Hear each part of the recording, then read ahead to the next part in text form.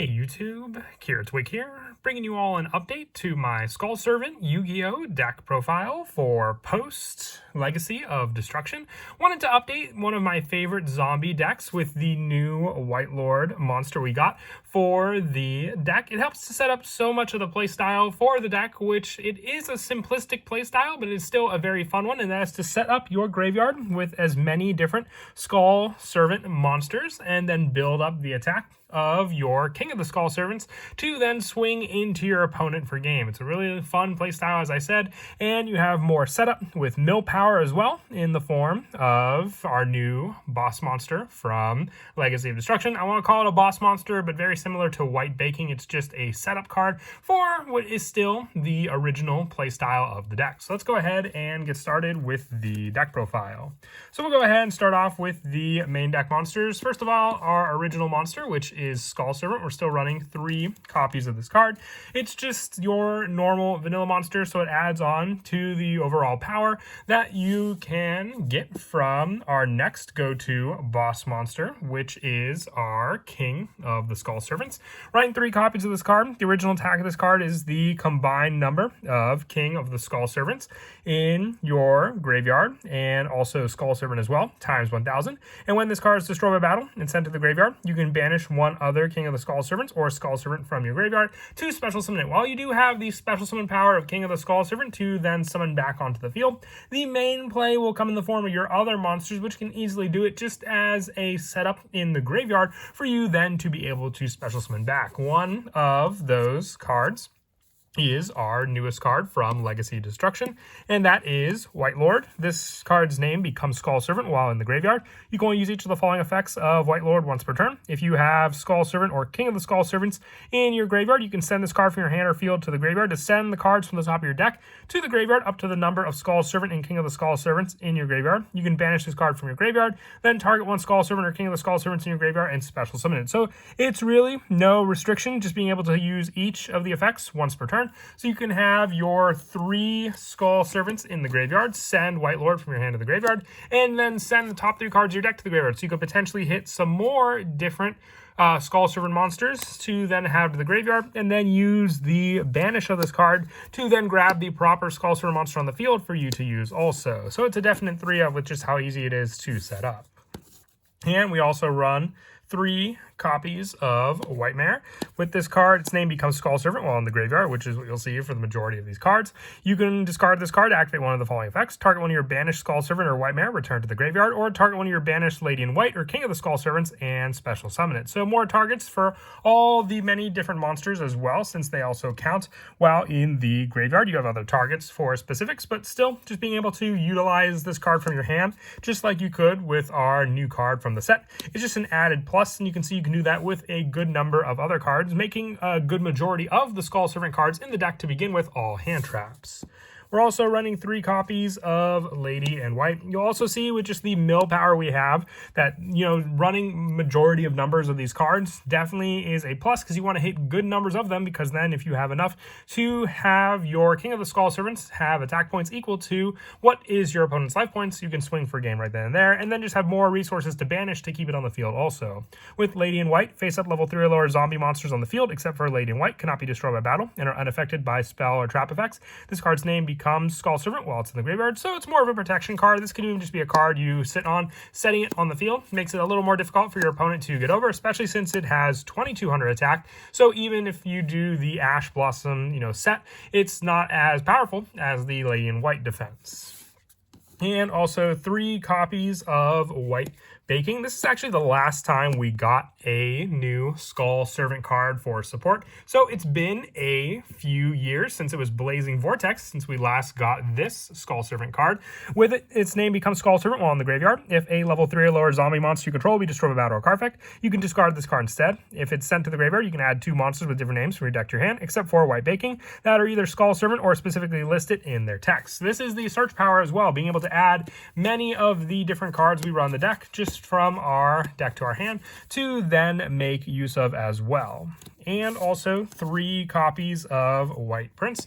This one, when it's sent to the graveyard, you can send 1 Skull Servant and 1 Lady in White from your hand or deck to the graveyard, and you can banish 2 Skull Servants and this card from your graveyard to special summon 1 King of the Skull Servants from your deck. So this is the first card that also doesn't revolve around the graveyard, it revolves around the deck. Just being able to grab our main go-to boss monster from the deck makes it all the better, as well as just a resource to be able to then summon out. And lastly, for the Skull Servant cards, 3 copies of White Princess. Its name becomes Skull Servant while it's in the graveyard. If this card's normal or special summon, you can send 1 White Prince from your deck to the graveyard. Except during either player's turn, you can send this card from your hand or field to the graveyard. All monsters currently on the field lose attack and defense equal to their own level or rank times 300. So this is so you have more of an offensive obstacle to get around, with King of the Skull Servants being able to swing at that opponent's monster with its attack being lowered thanks to White Princess, and also having another way to grab one of our cards that can then in turn grab our main go-to boss monster. I know it's a Skull Servant deck, but King of the Skull Servants, since it originally came out, has been the bigger focus altogether. And for some other zombie support, we're also running 3 copies of Mizuki. What I like about this card is it could be one of the cards you potentially mill off of White Lord, and then from there you have another means to be able to banish to summon a zombie monster from your graveyard back onto the field. And Mizuki is not a once per turn, so if you have multiple King of the Skull Servants in your graveyard and multiple Mizukis to banish, then you can just summon them back onto the field again. And lastly, for our main deck monsters, I run 3 copies of Raiden, Hand of the Lightsworn. During your main phase, you can send the top 2 cards of your deck to the graveyard, then any Lightsworn monsters that were sent to the graveyard with this effect. This card gains 200 attack until the end of your opponent's turn. You can only use this effect with Raiden once per turn, and during your end phase, send the top 2 cards of your deck to the graveyard. So potentially with this card, you can have 4 cards in your graveyard ready to go, and also being able to make use of this mill and a level 4 tuner in the deck gives us plays for synchros if need be, but it's mostly in here for just more of that quick milling setup. For the spells to search out, Raiden will also set up the graveyard. 3 copies of Charge of the Light Brigade. You send the top 3 cards of your deck to the graveyard. Add 1 level 4 lower Lightsworn from your deck to your hand. So aside from the risk of potentially milling Raiden off of this card, we do have 3 other copies to at least be able to grab 1 and have a 3 of mill. When this card, we can summon out Raiden as our normal summon and then hit 2 more cards. I ran the Needlebug Nest beforehand, but I find the Lightsworn engine to be a little stronger for that setup. I also run the 2 copies of Symbol of Heritage. You can only activate this while there are 3 monsters with the same name in your graveyard. Select one of those monsters and special summon it to your side of the field and equip it with this card. So if you just have 3 different Skull Servant monsters, that counts, being able then to target that card and summon it back on the field. It's more of a premature burial option equip spell for the Skull Servant deck especially. And then also for the 1-ofs, the 1 copy of Monster Reborn, the 1 copy of 1 for 1, 1 copy of Foolish Burial, and also the 1 Burial from a different dimension to get back some of our banished resources, and the 1 Call by the Grave for the rest of the 1-ofs for the spells and the rest of the main deck. We don't run any traps because this deck just has to move fast with its mill power, and hand traps and traps I find just tend to slow it down. If your opponent were to try and hand trap you or lock you down, you have a lot in your graveyard to work with, in this deck being its potential graveyard setup and special summon resources you can do to keep summoning cards back onto the field. For the extra deck, we're running 1 copy of Salamangreat Almirage, just normal summoning 1 monster to the field. Going into this card can help to set up a Skull Servant card, which then can in turn be brought back with cards like our White Lord as well from our hand, which I'll go over and play in just a bit with that card. Sadly, with Link Karibo being hit, we don't have as much to work with for the Link ones, aside from cards like Anima to take our opponent's cards, and Link Spider, once again working with our normal monsters. If we open up potentially 2 Skull Servants to be able to use 1 for the Link summon, Link Spider can summon the other one, and then have at least a Link 2 play while setting 2 Skull Servants up in the graveyard. For the Link 2s, 1 copy of IP Masquerena, 1 SP Little Knight, the 1 Nightmare Cerberus, and the 1 Underclock Taker for the different Link 2s. I really do like Underclock Taker in the deck because the lowering attack option by having it, use King of the Skull Servants attack to just completely reduce one of our opponent's monsters' attack, with our last Link monster being the 1 Nightmare Unicorn to work with our IP Masquerena.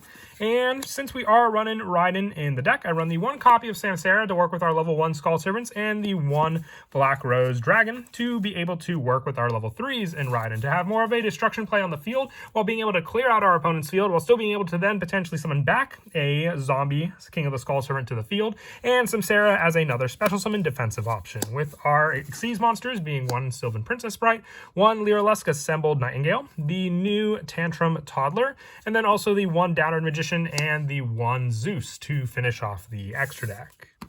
And then as for some of the go-to plays in the deck, as I mentioned before, White Lord helps to set up with so much of the milling power and running a good majority of different Skull Servant monsters. If you happen just to open up these 2 cards in your hand, you can normal summon out your Skull Servant and then go for the Link summon, potentially of whatever you want to go for. You can use all of the Link 1 monsters to summon out the Skull Servant. You can go for your Almirage, just a normal summon monster with 1,000 or less attack. And then you can use the White Lord in your hand with this card. If a Skull Servant, King of the Skull Servants in your graveyard, you can send this card from your hand or field to the graveyard to send cards from the top of your deck up to the number of Skull Servants and King of Skulls in your graveyard. So then with this card, you'll have the mill option to be able to send off of the different options from the top of your deck. If you hit another Skull Servant card, it's all the better as well, because then you can banish this card from your graveyard to target the Skull Servant monster, summoning it back onto the field. And then from there, you have a Link 2 option, being able to set up once again another Skull Servant monster in your graveyard, and depending on what you want to summon out, having more options for those summons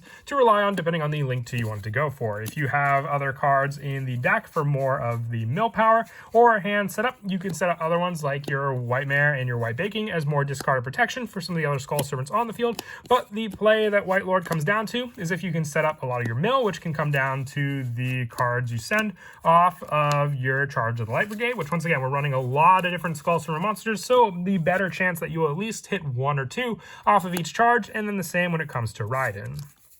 But that is it for the deck profile. I hope you enjoyed it. I'm really happy and excited with all the different support we got from the Legacy of Destruction set. There's just so many different decks to work on, with the Skull Servants being one I was definitely happy, even with it just being 1 card of new support. But as always, until next time, please don't forget to leave a like and subscribe, and Kira Twig out.